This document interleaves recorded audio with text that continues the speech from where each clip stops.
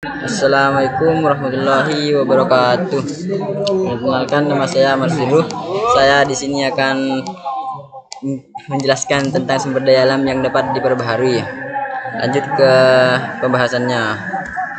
Pengertian sumber daya alam yang dapat diperbaharui. Sumber daya yang dapat diperbaharui merupakan jenis sumber daya tersedia di alam atau bisa diolah oleh manusia dan jumlahnya berlimpah sehingga bisa dipakai sesering mungkin. Jenis sumber daya alam ini selalu ada sehingga bisa dikatakan tidak akan pernah habis asalkan tidak dieksploitasi. Sumber daya alam yang dapat diperbaharui ini terdiri atas sumber daya hayati dan non-hayati. Contoh mudahnya adalah hewan serta tumbuhan sebagai sumber daya hayati. Lalu ada air, udara, juga sinar matahari sebagai sumber daya non-hayati. Jenis-jenis sumber daya hayati dapat dikembangkan dalam waktu relatif singkat sehingga kebutuhan akan produk-produk tersebut akan selalu ada. Misalnya saja tanaman pertanian yang dapat ditumbuhkan, dirawat, lalu dipetik hasilnya dalam waktu singkat. Meskipun selalu tersedia dan bisa diolah, bukan berarti penggunaannya harus berlebihan. Penggunaan serta pemanfaatannya harus benar-benar sesuai kebutuhan, juga dapat dipertanggungjawabkan. Artinya pengguna bukan hanya bisa mengonsumsi, tapi juga mengetahui bagaimana cara mengolahnya kembali. Misalnya hasil hutan seperti rotan, bukan hanya dinikmati hasilnya saja, tapi juga harus tahu bagaimana menjaga serta merawatnya agar rotan selalu ada.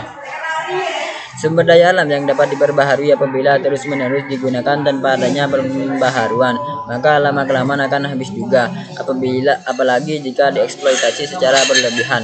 Oleh sebab itu, bukan hanya penggunaannya yang harus diatur dengan baik, tapi juga pembudidayaannya sehingga terus dapat memenuhi kebutuhan manusia. Pembangunan lahan, pertanian, peternakan, dan perkebunan menjadi hal penting harus dilakukan. Untuk sumber daya non-hayati seperti air, udara, dan sinar matahari bisa terbentuk kembali sesuai dengan siklusnya tanpa campur tangan manusia. Namun, manusia juga dapat membantu menjaga kelestariannya lewat tindakan menjaga kebersihan lingkungan sekitar. Durian contohnya. Durian adalah nama tumbuhan tropis yang berasal dari wilayah Asia Tenggara, sekaligus nama buahnya yang bisa dimakan. Nama ini diambil dari ciri khas kulit buahnya yang keras dan berlekuk-lekuk tajam sehingga menyerupai duri. Sebutan populernya adalah raja dari segala buah, King of Fruit.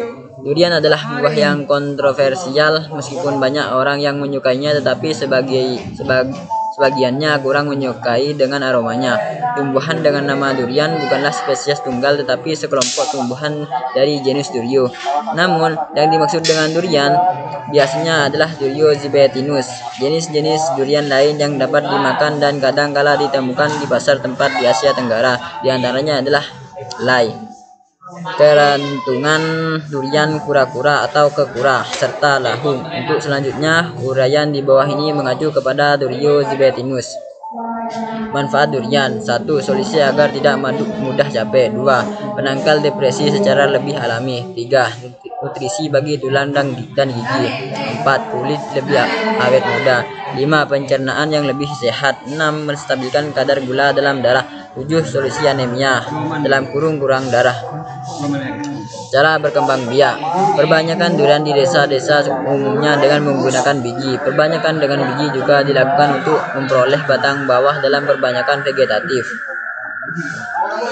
Efek samping durian: 1.